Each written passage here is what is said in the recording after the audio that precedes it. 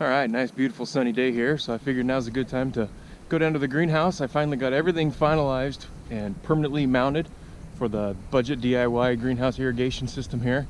So I figured I'd head down to the greenhouse and kind of show you what I finished up here. So we're almost there. I'll kind of continue the video here once we get inside. All right, so here we are down in the greenhouse. We'll walk down here towards the end. You've already seen the fittings and how everything laid out, so I don't really need to show you that again. But what I did down here for the filter is I just took some scrap wood and just built a stand so that I can mount it right here to the back.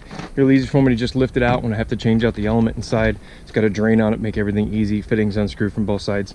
Just make everything pretty convenient.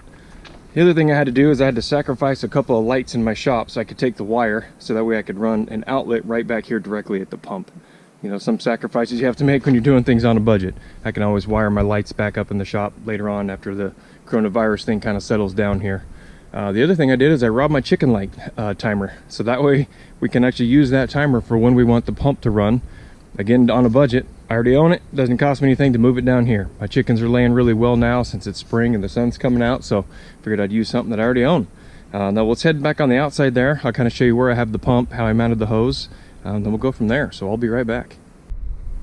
Okay, so here we are at the back of the greenhouse at the tank. What I ended up doing is just taking a hole saw, so I kind of give a direction for my hose to run.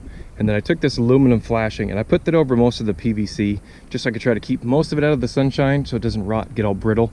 I left this little piece exposed so I can see the main fitting right here, make sure I don't have any leaks. So if I do have to, I can just drag it back a little bit, tighten it, and I can slide it back underneath. The other thing I'm going to do is tomorrow we're planning on testing this system out. So I'm going to come out and mark the water level in the morning and let this run for 30 minutes and see how much water we're going to consume.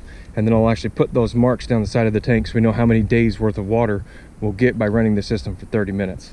So that'll kind of give us an idea of how long we can go before we have to fill that tank and kind of go from there. All right, well, that brings this project to a conclusion.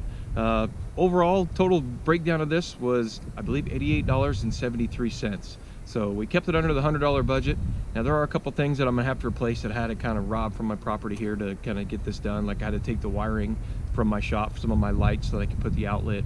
I had to take the timer from my chicken coop. So those things I'll have to replace, but not right now. Those will just be down the road. So I was just happy to keep it within that $100 budget to really kind of get this system up and running.